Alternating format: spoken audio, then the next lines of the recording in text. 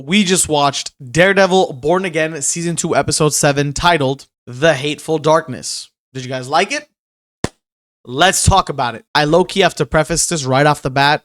I think this was my favorite Daredevil Born Again episode of all time. It might be up there with the regular Daredevil episodes. Why is my phone going off? From the pacing, to the acting, to the plot, to the narrative, to the character development, to the freaking moments in the episode. The whole thing was freaking peak from start to finish. But I low-key wish they changed the ending. We'll get to that at the end, though. Comment down your thoughts below. Rate the episode out of 10 and drop your favorite moment. I'll say it right now. My favorite moment was either the Matt and Dex talk or Matt pulling up to the courtroom. That shit was peak. But yeah, let's talk about it. This episode had a lot less action than what we're used to, but it was still peak nonetheless. The stuff to do with Karen, Matt, Fisk, Daniel, a little bit of Heather sprinkled in there, you know what I'm saying? And Buck, our 007 Buck. This episode did a very good job of setting up the finale we're going to get next week. And the one thing I'm worried about is after next week, we're not going to get any more Daredevil Born Again for another freaking year. But yeah, man, this is the calm before the storm. Let's see what happens. Let's get into this episode. The opening of this episode was pretty tense. It had me feeling very nervous off the bat. He started with Fisk getting ready in his room alone and finding Heather's ring in Vanessa's jewelry box. Now, Fisk saw this. Obviously, he's probably triggered as to what it's doing there. So he just takes it for now.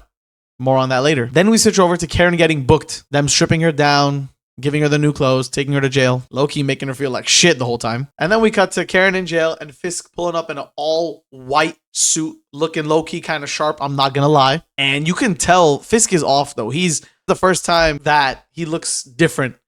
And it's since Vanessa's death, so he looks a little bit, kind of like a shell of a man.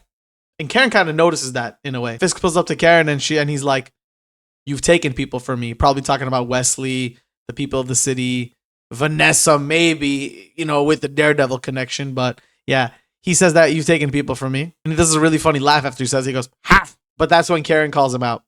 He goes, ha! That laugh was pretty funny. I'm still thinking about that laugh, bro. That shit was kind of funny. But once Karen kind of calls him out on that stuff, Fisk proceeds to choke Karen. And there's a moment, I know she's not going to die, but it's like, how much longer is he going to hold her neck? You know what I'm saying? So it's like, are you going to let go, bro? Because this is starting to be a little longer than I thought. And it might even hurt. But in the end, he doesn't do it because I think he wanted to put Karen in the court, to kind of bait out Matt, and more on that later because he does say that. But he wants to put Karen on trial to show the city what she really is. Criminal, vigilante. We all know Fisk is just trying to portray some narrative that's not real, which is his job. But then he walks away and tells her, yeah, you got one phone call. Make sure, you use it. I think he's trying to make her call Matt. Obviously, she's not going to call Matt. So she ends up calling Cherry to deliver the message. But before that, we cut to Jessica Jones waiting inside Charles's hotel room. And Charles is in bed, asleep. And basically, Jessica just presses the shit out of him because Agent showed up at her house where her daughter is. Basically tells him to leave her alone, leave her daughter alone, don't mess with her. Charles is low-key scared shitless. And he name drops Luke, in hopes of calming her down.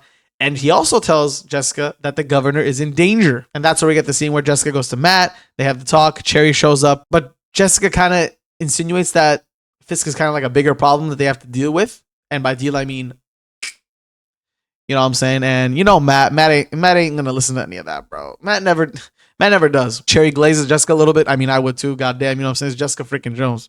You know what I'm saying? Once that finishes up and Jessica leaves, Matt goes back to the old base. Well, it's not an old base. It's Frank's old base. And then he releases Dex from the shackles. And this is kind of like my favorite scene. Maybe top 2 scenes. Because this episode had really, really, it's not 5 good moments. I'm not going to lie. But he releases Dex. Dex starts doing this shit with his hands, warming up, as he's going to start throwing shit around. Bro, their dynamic is so peak, bro. I know I've heard in the comics, I haven't read it. I've heard in the comics that Bullseye is like crazy and some of the shit he does. But I mean, yeah, he killed Foggy. I know that's bad, but I like Dex more than I like Foggy. Foggy's great. The episode where Foggy was back, low-key W, and I wouldn't mind him back in the show. I don't know how they do it. Revive him. I don't care. More flashbacks. But I like Dex, bro. Dex gives you a really good dynamic to Matt. It really pushes Matt's tolerance to the freaking limit. Maybe sometimes over the limit. Because remember back in season 1, he almost tried to kill him. Anyway, Matt tells him straight up to his face, he hates him. He doesn't care if he dies, does whatever, do whatever you want. So he tells him verbatim. And this is where Matt drops one of the coldest lines. He says, part of me wants to kill you. Part of me needs to forgive you. And I was just sitting there like, God damn. That shit was freaking fire. Dude really wants to kill him, but his beliefs and faith and all that stuff. He said he needs to forgive him. Not wants, he needs to forgive him. So he can't even do his want. You know what I'm saying? He doesn't want to forgive him. He has to. Because that's what he believes. It's just so peak, bro. The writing is just so peak. You can see it every time. Daredevil, Dex, freaking Fisk, Daniel, Buck. All the writing is just peak in the show. I'm not going to lie. He brings up all the people Dex killed. Foggy, Father Lantham. Agent Nadim, too. That was pretty cool. He brought him up. Haven't heard his name in a while. And then he brings up something about a good deed. And then Dex goes, I can't promise. I can't make any promises. But Matt's like, whatever, regardless, whenever I let you go, you're going to kill somebody anyway. So he's like, just do the good deed. And by the good deed he was alluding to was protecting the governor, because there was an attempted assassination later on in the episode, which we'll get to later, which of course the goat, he does the goat things. You know what I'm saying? So Matt knows this, and Matt tries to use this to his advantage by kind of targeting Bullseye. Obviously Bullseye's evil. Don't get it twisted. But he kind of puts him in this path to do some good. Hence the good deed. And the way he walks out of the freaking... I'll get to it later, bro.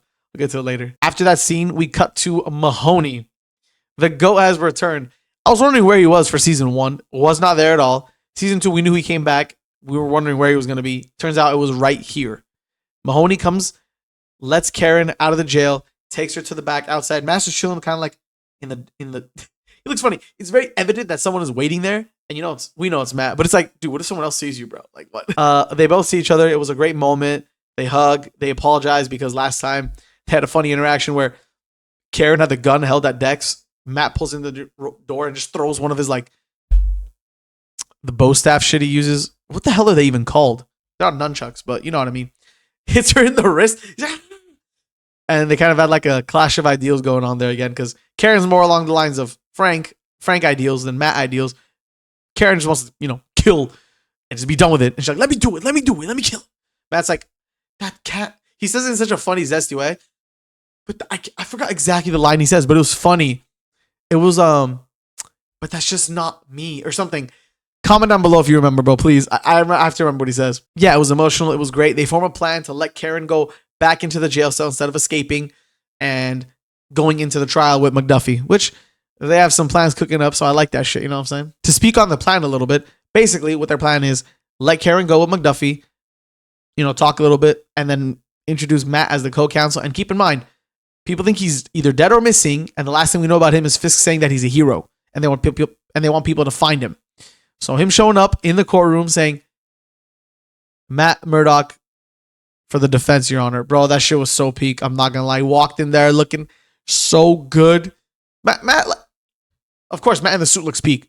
But I needed some Matt shades, clean cut, in the suit. You know what I'm saying? Lawyer Matt. And that moment was so good. That's a second, either first or second best part of the episode, along with the Dex stuff. But yeah, that was a good moment. I love that. It was peak. And I mean, you could see it went to Fisk's face, and Fisk was like, not happy at all. He probably knew it was going to happen, but he was just like, dead, bro. He was dead.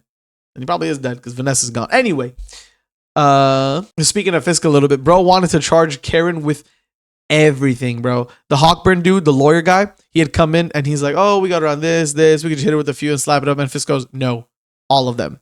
And I'm like, dude, I know you're pissed, but you need to chill. I mean, he does hate Karen and Matt a lot. So, I mean, I guess that's normal coming from his end. But after he was talking to Hawkburn, Heather walks in, and this is where some shit gets weird. She gives good advice on the whole. They're having like kind of like a one-on-one psychiatrist patient situation. And then Heather gives some good advice finally on, loss and stuff like that. And then this dude Fisk pulls out the earring, and it gets freaking weird. Like, I'm talking like ominous, eerie, weird. And it's just creepy, bro. It's just weird. I don't know what they're gonna do with the Heather character. I've heard some stuff that could potentially be happening next season, but yeah, more on Heather later and more on Daniel. But yeah, more on Heather later, because actually, no, we could talk about Heather now. After this, the Heather moment, she goes to visit Karen to do a psychiatric evaluation.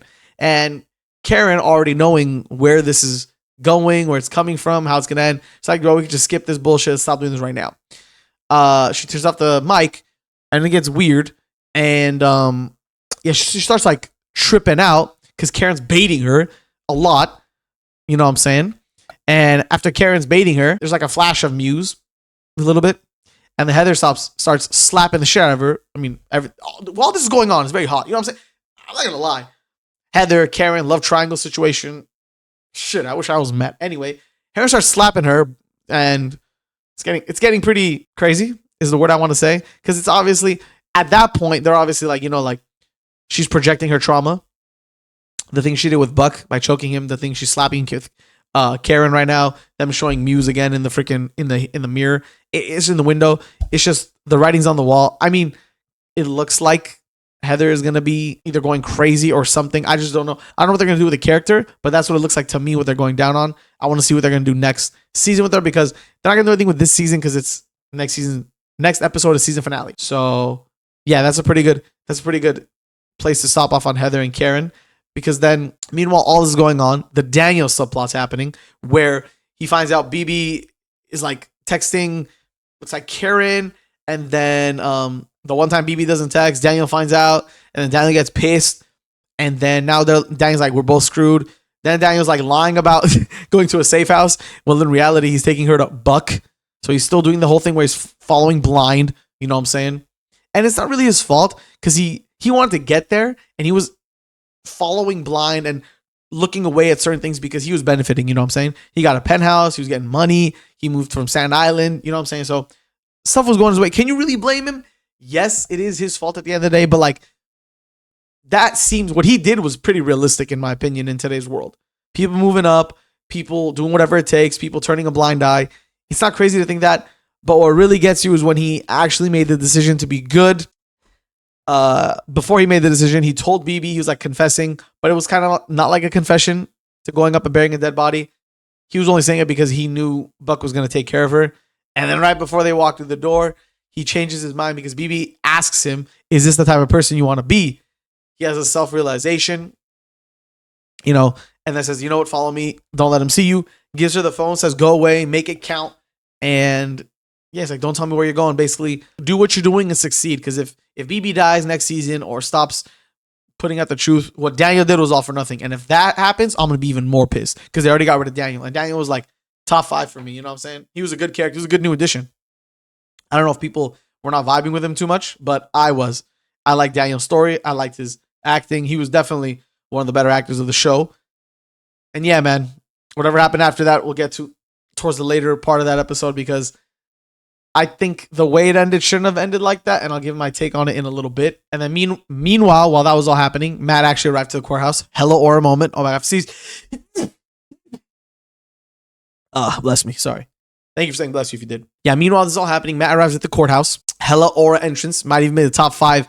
Might be the best entrance in Daredevil history. I'm not going to lie. I don't care about Matt showing up like that. Was so freaking cool, bro. Like, I low-key gasped and screamed out loud, like, about a man entering a courtroom. Isn't that crazy? But this was according to Fisk's plan, and he explains it to Buck. He gives a reference to leaving a wounded soldier alive to bring out, the main thing you're looking for, and I guess that's what he did. He ended up bringing Matt to the courtroom, which he had planned, and Kirsten's low-key cooking Powell and that other guy. Forgot his name, Noel or Noel? I forgot. But Powell's got to go. Sidebar. Powell has got. He might be the worst guy or the second worst guy on the show. He's just blind. Like oh man, that guy pisses me off. The shit he does. And then also Matt kind of questions Powell a little bit too about like what the task force is about. How serious is it to the full extent of the law? And then this dude Powell talks about heart attacks, like about Cherry. Like, dude, what the bro? You're pissing me off now, bro. Pissing me off now. And then kind of okay, when the trial actually adjourns. They'll meet tomorrow. It cuts to cameras turning off, and then the anti-vigilante task force people talking to Powell saying, all right, the camera's off, we're good to go. You can already just tell some shit's about to happen.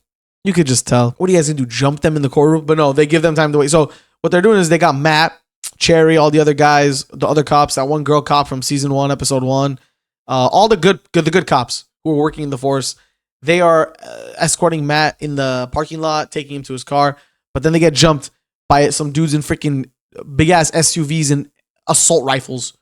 Shit is insane. How is this even happening in a courtroom grounds? But like, what is going on right now? That's the place they decided to do their hit. Anyway, Matt hears them coming. The aspect ratio changes. Goated moment. I always love saying the aspect ratio change. Matt hears them coming. They get for cover. One of the good cops gets shot on the head, and then Matt ends up freaking. They end up aiming at Matt.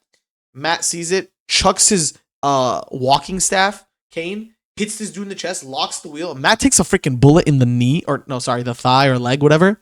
And then they crash their car. Goated Matt, bro. Taking one for the team and taking him out. Freaking lawyer Matt, bro. Amazing. This is another good moment because then it cuts from this to the governor.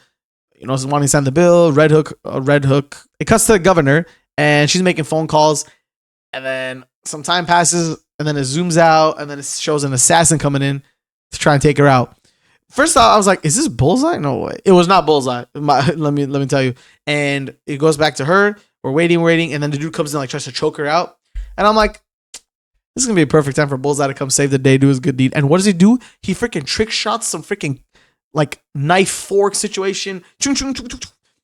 And then, yeah, I don't think the guy died. No, because the guy moved, right?